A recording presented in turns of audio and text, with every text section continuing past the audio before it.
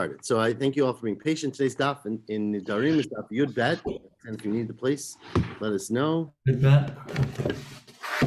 Yud Bet. Yeah. So we're on the top, and we're in fact three lines. Well, we're a few lines on the top. And let me tell you what we're talking about. So we had a question yesterday where a person has two pieces of meat. Remember the basic idea was. Let me know if you can't hear me. We're I hear you. Okay, so the issue was that when you make a neder, you could be matfis. Matfis means you attach it, meaning you attach the level of holiness or prohibition of one known quantity, say a karban, to a piece of meat, to and it really doesn't have to be meat. I keep using that because the Gemara uses that example. But it could be, it could be a baseball game, it could be a car, it could be clothing, it could be anything really. So the issue is that you can be matfis only in nadur, only in something because you made it prohibited, meaning something where you, for example, a karban, where you took an animal, which is a perfectly good animal, and you said, I want this animal to be a karban. Now it belongs to God. So if you then use your piece of meat and say, I want this to be like the karban, you're being matfis, you're attaching it to something that's nadur, as opposed to being matfis to something that's asur, saying, I want this to be prohibited to me like a piece of pork, right? Which does not have any effect if you say that.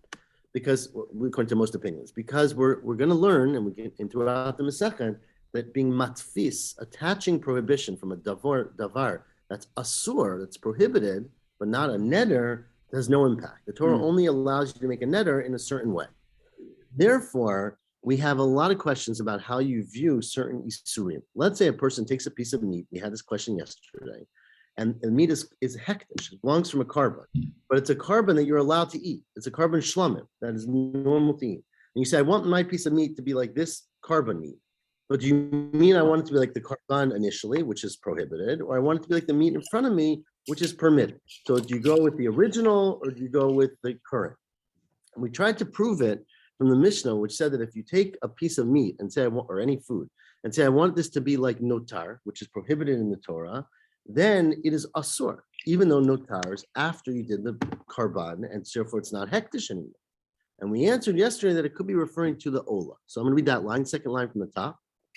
Amar lei, Rav Huna breder Rav Natan, bin notar shel ola. We're referring to notar of a karban ola, which even after you do this rigat damim remains prohibited because it's an animal that is never allowed to be eaten. Remember, an ola is sacrificed completely on the mizbeach. So even though you bring it, it still belongs to God. Amar lei, so they said back to Rav Huna, im kain litni basar ola. Right? Why would you say in the Mishnah a person who's matfis their food to be a notar? Why don't you just say I take my food and I want it to be like the meat of an ola? Right? Because obviously we can only refer to an ola. Any other karban would be permitted. So really, you're not. Why are you saying notar in general? Say the specific that you mean. There's more. In fact, lomi bai kama. We're saying lomi bai. Lomi bai means not only do I need to tell you lomi bai basar ola. Not only if you took your piece of meat and said I want this to be like the meat of an ola, that would for sure be asar. Because the haba karban kamatfis, you're attaching the holiness of a karban. But even if you said notar upigo de ola, only of an ola in this case, it's tricha. That's an added chiddush. Kasal kadaita chamina, I would have thought to say, you're trying to say, I want this meat to be prohibited to me, like the prohibition of notar, ki isur pigo, and that would not affect anything. That would be that would be like you're attaching your prohibition with something that's prohibited, not with something that's a neder. And lo mitzar would not be asur kamash malan. That the fact that you said it this way does not mean that you don't mean it any other way, and it would still be prohibited. Can't they ask the guy? So that's a very good question, right? So you could ask that throughout the whole Masechet, right? Why don't we just say to the person, what do you mean? So the Ran usually understands, not always, that this refers to when you say something that could be interpreted in two ways. And the question of the Gemara is not necessarily that it's up. So obviously the easiest answer is whatever, the person's not around or they don't remember or any kind of excuse like that. But more likely, the issue is that a person said something and it's ambiguous what they mean. And so the question is, can you clarify later? And generally we understand that you're not allowed to necessarily clarify later If, meaning we're not asking what you mean later, but you can't necessarily clarify later if there's two possible interpretations. We have to go with the more strict one.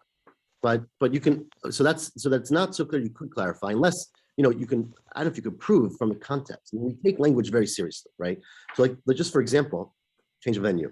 Just for example, if a person said, Hare alai ola, right, for example, to an animal, and then later he says, oh, I want this to be higher and higher, like I don't, and obviously your words are your words, right? Yeah. So there is a limitation in how much you can reinterpret. So Right. that's how we would use it here. And the Ran always use that word. We couldn't find another Gemara. Great, perfect. Okay. Says the Gemara now, Meitve. We have a question from a Braita, and if you've still got the place, let me know. We can help you anytime. Yeah. Meitve, I'm right? with you. We have a question. The Braita gives it's a very interesting Braita we're about to quote because it seems a misnomer, but it seems like a good introduction to this idea. So it's good to quote it. Ezahu isur ha'amor b'Torah. When the Torah says that if you make a neder, lo yachel devaro, it's a pasuk in the Torah. It says if a person makes a neder, don't yachel, don't nullify, don't violate your words. Okay, and it's a lo tasa. You get we'll talk about mako, but you get punished. So what is it referring to? Amar, let's say the following case. Let's say you say harini shelo ochel basar. You get up and you say, maybe for the next week or month or forever, I want to be a vegetarian. I'm not going to eat meat. Shelo eshte yayin. I'm not going to drink wine. Now, the reality is, and the Ram points out, that's really not a neder at all. That's a shvua, right? When you say, I won't do something, that's a shvua. When you say, wine is prohibited to me, that's a neder. When you talk about the object as opposed to the person. But the Ran says we're quoting it this way because of the next clause, because you're about to give a clause that clearly means only about you. So the person says, I won't eat meat. I won't drink wine tomorrow, or today, Kiyom shemet bo aviv, like the day my father died, or Kiyom shemet bo rabo, or like the day my teacher died, or Kiyom shenerag bo Gedalia ben Achikam, or like the day that Gedalia died, which we call Tzom Gedalia. Good, right? So he's very sad about this event. Obviously, it's a long time ago for us, but like that day, or Kiyom she'iti Yerushalayim b'chor bana, or like the day that I first, traveled to Jerusalem and saw it in its horrible destruction. Which not today, but back then. So what's the point here is that a person has a tradition. Their parent, their teacher, Gedalia, someone they're very connected to, died. Let's say on I don't know whatever sometime. So they have a tradition. This is how the Gemara understands this elsewhere in Shavuot. They have a tradition that they fast on that day, which is many people do. You have a sad event. You have a fast day. So it's similar to a yahrzeit. It is, well, it sounds like a yahrzeit so far. We're going to modify it a little bit.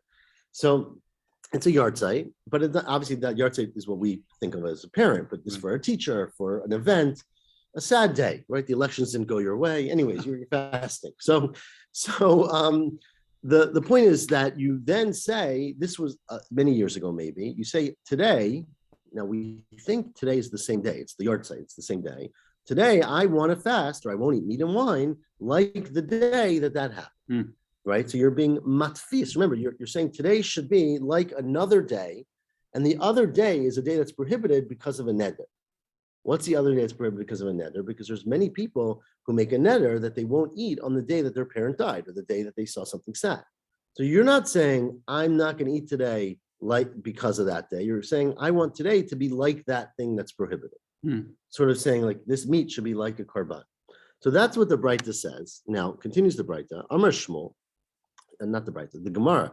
Shmuel commented on that Braita. You're only prohibited hushin nadur be'oto hayom.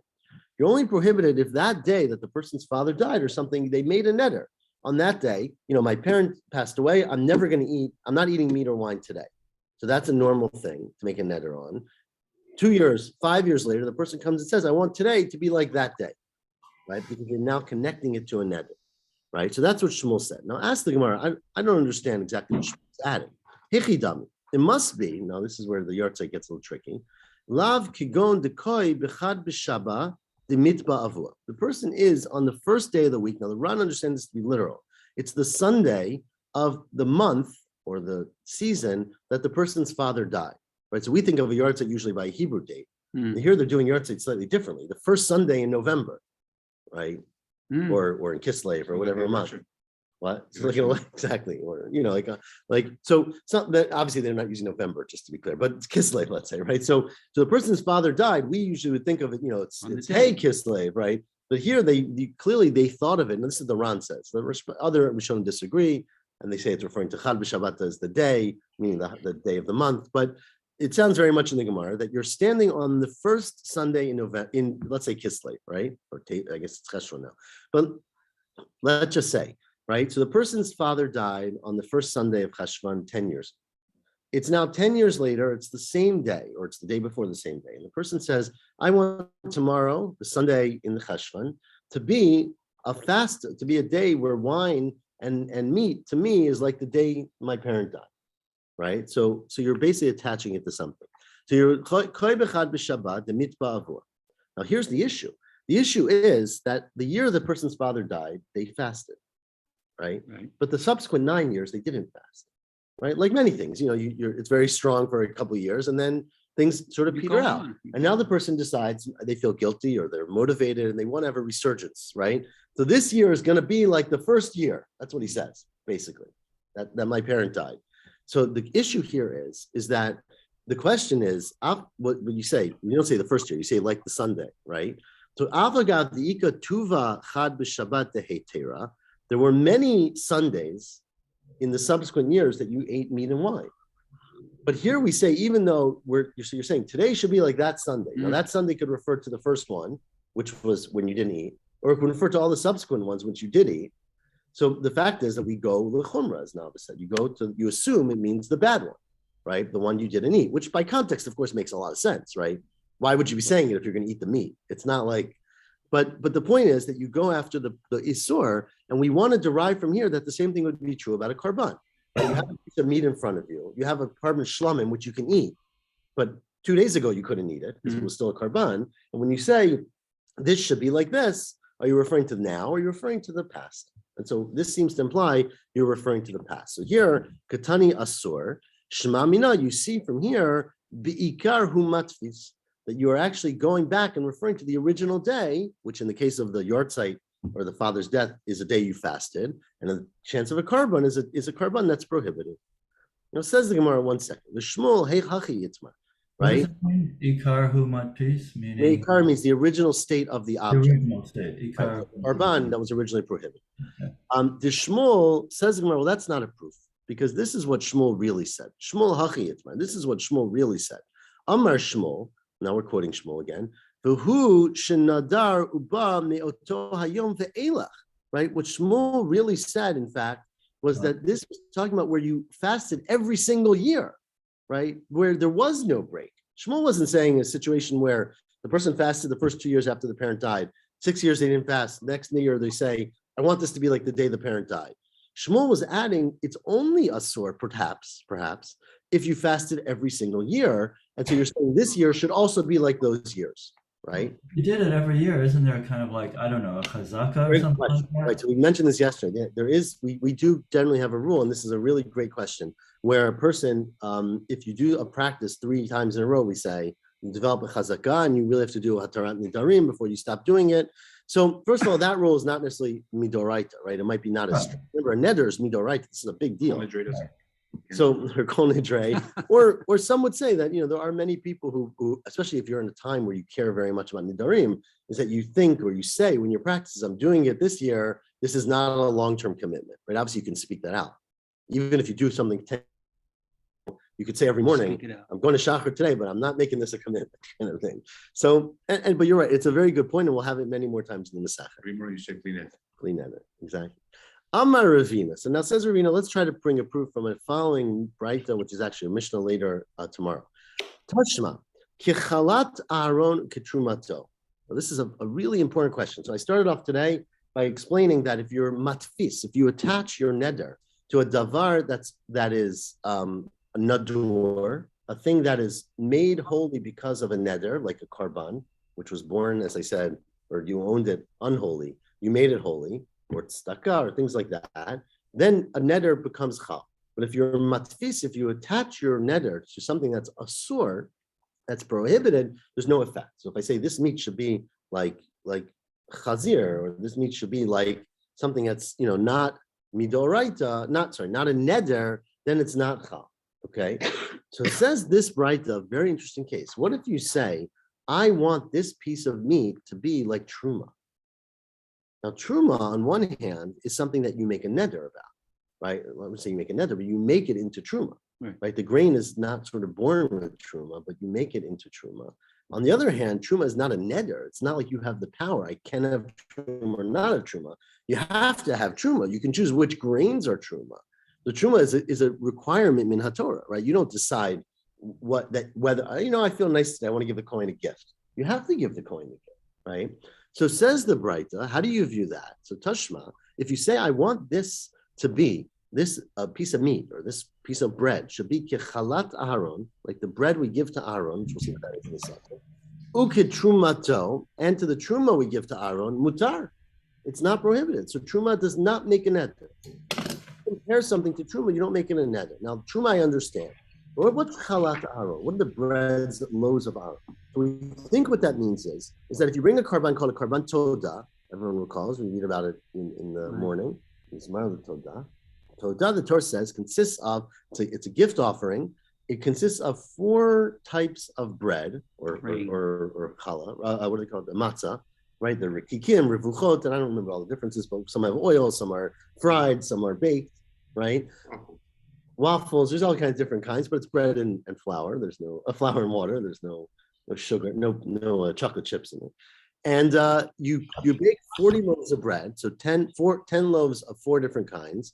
You go to the Beit HaMikdash, you bring your animal, you bring the bread, the Kohen lifts it up, and then he gives it back to you, and you go and have a big feast. But he keeps one of each, right? 1/10. So 1 challah goes to the Kohen. So now that, on the other hand, that challah seems to be hekdesh, right? Because that is a karban. So how could you say you're comparing to chalat of a toda? We're saying it's mutar. Ask the Gemara why. How could trumat lachmei toda? Sorry, I take it back. Chalat Aharon means the regular bread of Aharon, but the implication is kitrumat lachmei toda asur. If you had spoken out specifically and said, I want this loaf of bread to be like the truma that I give to the Kohen from my karban, it would be prohibited. The problem, of course, is that when do you make the dough in order to make the loaves, in order to give one to the Kohen, after you do the karban, right? Because basically what you do is you take the whole flour, you take the kmitza as we out, you put it on the mizbeach, and then you bake it into your flour, you bake it into your loaves, thank you, and then you give one to the Kohen. So had trumat lachmei toda is la'achar zrikat damimhi. You prepare it after you do the zrika of the carbon of the shlamim that you brought with the toda, and it's so basically it's the exact same case. This is a case where the bread right now is no longer kachim because it's already you've done zrikat dam, but it's prohibited. And the Braita implies that if you make a neder, it would be a good neder, which is the same as taking a shlamim that's edible and saying I want it to be my bread, my meat to be like the shlamim. So the implication here is that it's prohibited. Says the Gemara, you're right, but that when we say ketruma, we're not referring to trumat lachmei toda. We're referring to trumat halishka asur. When you're excluding what truma would be asur, it's not the truma of the lachmei toda, it's truma of the lishka. What's trumat halishka? Remember, when you donate money to the Beit HaMikdash, that's considered. Remember, every year they would put all the shkalim in a big bucket, right? And they would take out what's called a truma, trumat Hashem.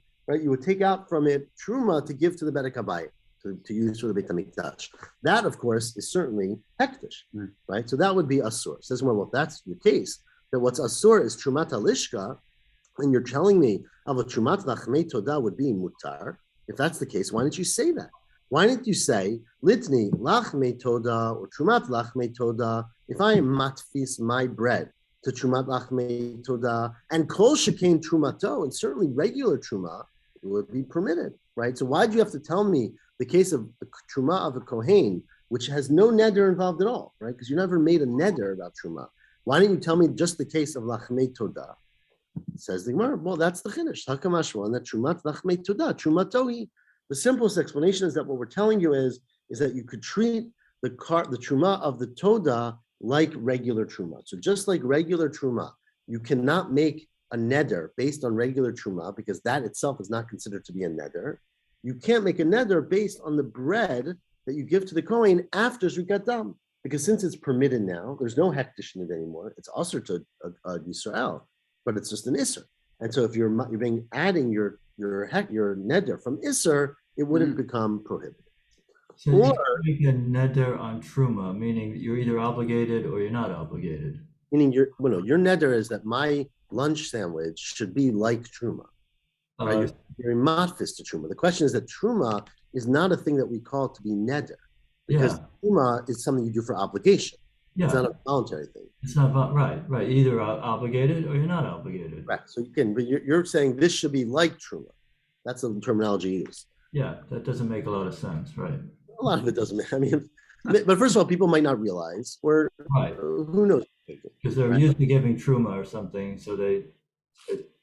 No, maybe the same thing. If I said this should be like pig, right? I just don't realize that you can't make a neder that way. I want it to be a neder. I want it to be prohibited. Right. It doesn't work. If you don't do the right mechanism, the wanting to it prohibited, you can always go and learn. Like Quran, that would be fine, but he said truma. It would not be correct. Ibai Tamar, another answer, 5 lines from the top, is that Trumat Lachmei Todah Nami Kodem Zrikat Damim. In fact, I made the assumption that the truma that you give, the offering you give to the Kohen, is only after you slaughter the animal and sprinkle the blood. It might not be the case. It might be that you can actually give a portion to the Kohen before you slaughter the animal. Now, how in the world could that be? Right? You can't bake it before you do the karban. The Torah very clearly says that. Because what happened was, instead of baking 10 loaves and giving one to the Kohen, you know what you did? You go into Afreshinu Belisha. You basically were kneading the dough together, right? You took the flour and the water, you're mixing it together. You cannot bake them and make the chalot until after you slaughter the animal and sprinkle the blood. But you took out a portion of it and said, this is going to be for the Kohen. And you held on to it. You then sprinkled the blood. That portion for the Kohen was separated before Zrikat Hadam. And therefore, that portion is still a karban, essentially. Right? And if you say, I want my lunch to be like that, you're being matfis in something basically that is a neder. It says, how can you do that?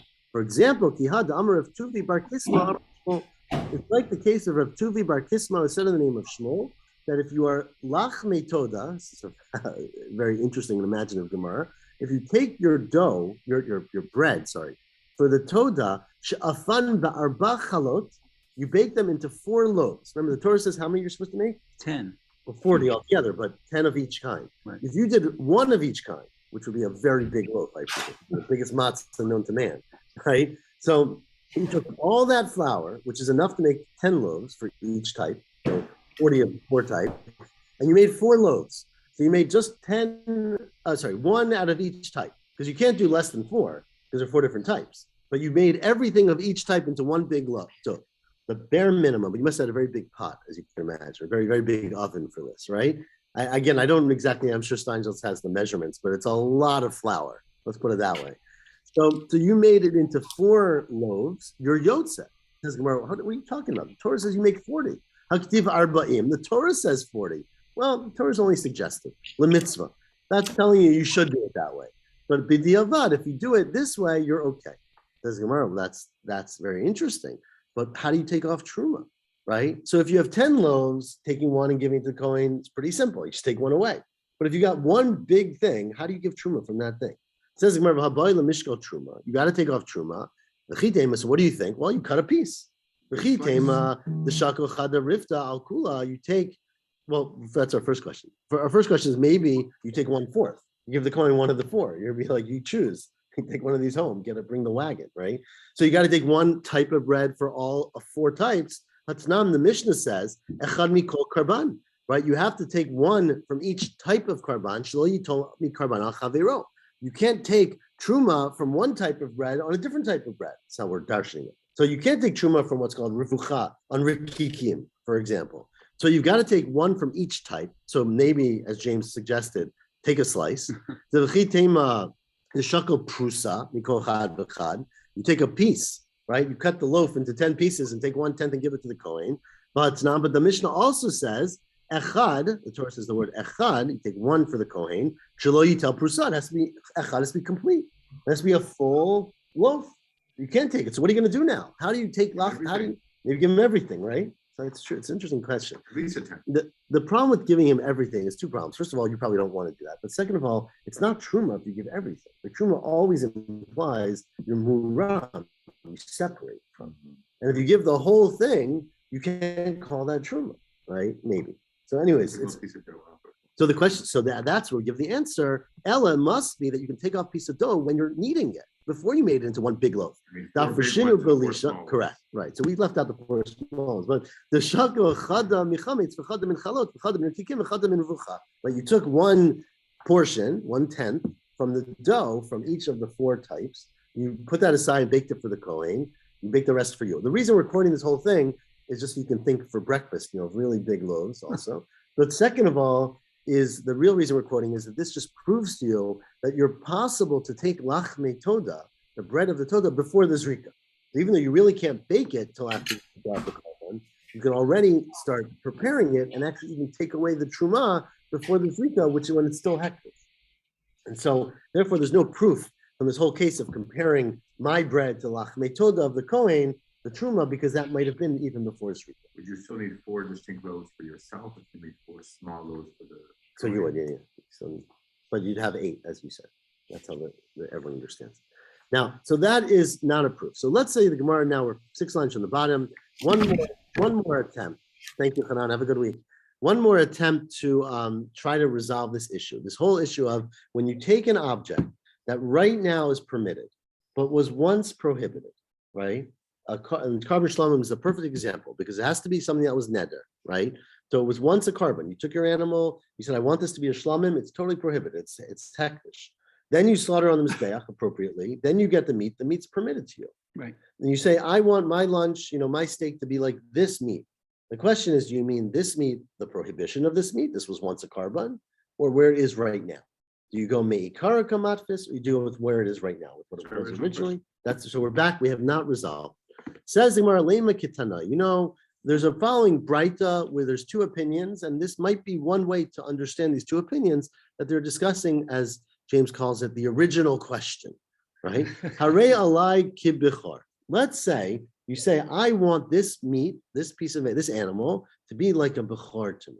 This is very interesting because a bechar, remember the halacha in the Torah is that if you have 10 animals, you're supposed to walk them through the pen. We did bechorot. We'll do it again, hopefully, eventually. They walk through the pen. You count 1, 2, 3, 4, 5, 6, 7, 8, 9, 10. And the 10th one, asiri yeh kadosh. That's what the pasuk says. The 10th one is holy. You have to give it to a kohen. The kohen has to bring it as a karban on the mizbeach. Once he slaughters it on the mizbeach, he eats the meat. Very conveniently for the kohen, if it gets a mum, he doesn't have to bring it on the mizbeach, and he could just keep it the way it is. I remember we were very suspicious of people making mumim into the bechor because of that reason. But the bechor is a karban. You as a regular person, it doesn't matter if you're a kohen, but anyways, let's say you're a regular person. You take your animal and say, I want this animal to be like a bechor. So again, why you're doing this? The firstborn? A bechor is I just told you the whole story of Meiser. I take it all back. So everything I just told you is wrong. Thank you. I just told you the halacha of Maaser Behema, which is a different and true halacha. But thank you, James. I'm glad we have other people awake this morning. So bechor is the firstborn. I take it all back. So it's similar halacha, but not exactly the same. Where you have a bechor, which is correct, an animal that is firstborn goes to a kohen, right? And we again discuss what firstborn mean, and if you took it out by a C-section, right? The whole masechet of that. That animal belongs to a kohen. The same thing is true. The kohen has to bring it as a karban. That part's true. If it gets a mum, the kohen can just eat it. And again, there was a big market in understanding how you can get out of bringing the karban. For many, well, first of all, you didn't have to go to Beit HaMikdash. Of course, the bigger issue is today. There's no Beit HaMikdash. So what do you do? So correct. So the bechar is very interesting because the bechar, in some ways, seems like a karban because the bechar is a karban. But on the other hand, you don't make it into a neder, right? Because the bechar happens automatically. So unlike every karban, when you make it into a karban, your noder, a bechar just happens automatically. So says the Gemara here, Hare alai ki bechar. Person says, I want my meat or my animal to be like a bechar. Rabbi Yaakov says it's oser. It's prohibited because it's like you're comparing it to a karban. That's my interpretation. We'll see the Gemara. Rabbi Yehuda says you're matir. There's a bechar is prohibited, but it's prohibited just as much as basar b'chalav or just like anything else, and there's no neder involved. Now says the Gemara, 1 second. What's the case here? If you're referring to a Bechor that's standing there, that meaning already exists, and it's before you did this rika of the blood, and a man walks up and says, I want my animal to be like that animal. I want to be special too. Then obviously it's possible, right? Because it's a karban. So my time and demand is shari. Why would anyone permit it? If it's after you slaughter the animal and now he's ready to eat the meat, my time and demand asur. Why would it be prohibited? You're allowed to eat the meat now. Elam, maybe that's the case. Lav, read the top line in your Gimel, top 3 lines. The machita basar bechar, machita basar dehich gabe. What happens is you took your bechar, bless you, like your shlamim, you sacrificed it on the mizbeach, you have the meat, you're ready to make your barbecue. Someone walks up with their own meat and say, I want my meat to be like your meat. So now this is currently permitted, but It has no restriction. no, there's restrictions on any carbon. You can't eat Yerushalayim. So that's. Well, no, but the restriction. Remember, we said yesterday the restrictions are not the issue. The issue is it a carbon? It's not a carbon anymore. It was brought on the mizbeach. So I want my meat to be like this meat. That's and there's a machloket between Rabbi Yaakov, right, and Rabbi Yehuda. So that seems to be the exact same machloket. If you have a piece of shlamim and you say I want my meat to be like this meat, so it seems like this argument is a machloket tanaim, which will be very nice and clean. That's where, well, maybe not. Says we're on top, second line, sorry. Low, in fact, that's not the case. The issue here is the this, in fact, might be where you say, I want my animal to be like the Bechor that's standing in the Beit HaMikdash ready to be sacrificed. Before it's a carbon. So what's the question? If you're comparing your animal to a carbon, it should be Asur. No, because it's a Bechor. And my time of demand is Shari, the reason who permits it on Markrak is the Pasuk says, Ki yidor, when you make a neder, ad yidor b'davar hanidor.